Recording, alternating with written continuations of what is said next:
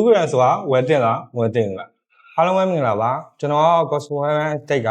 C2 ပဲဖြစ်ပါခင်ဗျာကျွန်တော်ဒီနေ့ knowledge sharing လုပ်ပေးမယ်အကြောင်းအလေးရောအထူး grant ဆိုတာဘာလဲဝယ်တင်လားဝယ်တင်လားပိုင်ဆိုင်မှုကခိုင်မာလားဆိုတာကိုဆွေးနွေးသုံးသပ်တင်ပြသွားမှာဖြစ်ပါခင်ဗျာအထူး grant ဆိုတာဘာလဲဘယ်အမည်ပြန်ဖောက်လို့ရတယ်ပါမစ်မြေတို့စလစ်မြေတို့လောက်ခိုင်မာမှုမရှိဘူးဒါပေမဲ့လူနေတိုင်းခွင့်ရှိပြီးတော့ grant မြေပေါက်ရဖို့ဆိုလို့ရှိရင်အစိုးရရုံးဌာနရဲ့စီမှာဦးတိုက်ပြီးတော့ရှောက်ထားနိုင်တဲ့မြေမျိုးစားဖြစ်ပါတယ်။ဘာဘေးရနေတဲ့အကြောင်းအိုးရင်ဆုံးရှုံးတဲ့လူတွေကိုအထူး grant ထုတ်ပေးနိုင်ပါတယ်။ရဲစာချုပ်နဲ့ဝယ်ယူထားတဲ့မြေများ public area မဟုတ်တဲ့မြို့ပြမြေလွတ်မြေရိုင်းများကိုအထူး grant အနေနဲ့အစိုးရရုံးဌာနရဲ့စီမှာဦးတိုက်ရှောက်ထားပြီးတော့သုံးစွဲနိုင်ပါ။ဒီထားမယ့်ချက်ရော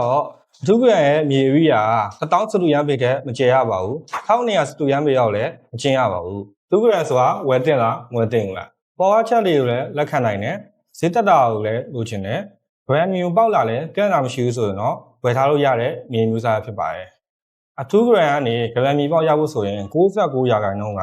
အစိုးရရုံးဌာနရေးနဲ့ပဲတက်ဆိုင်တာမလို့အကျိုးဆောင်တွေအနေနဲ့အာမခံပြီးဝယ်ပေးလို့မရတဲ့မြေမျိုးစားပဲဖြစ်ပါတယ်ခင်ဗျာ။အားလုံးပဲတာယာပျော်ရွှင်မဲ့နေ့ရက်လေးကိုပိုင်ဆိုင်နိုင်ကြပါစေ။ရောင်းမဝယ်မဖြစ်အောင်နားလေတက်ကြွတဲ့ရှင်းနေမှန်ကန်တဲ့အကျိုးဆောင်ရင်လည်းချိတ်ဆက်ဝယ်ယူပါ။ Napa Pig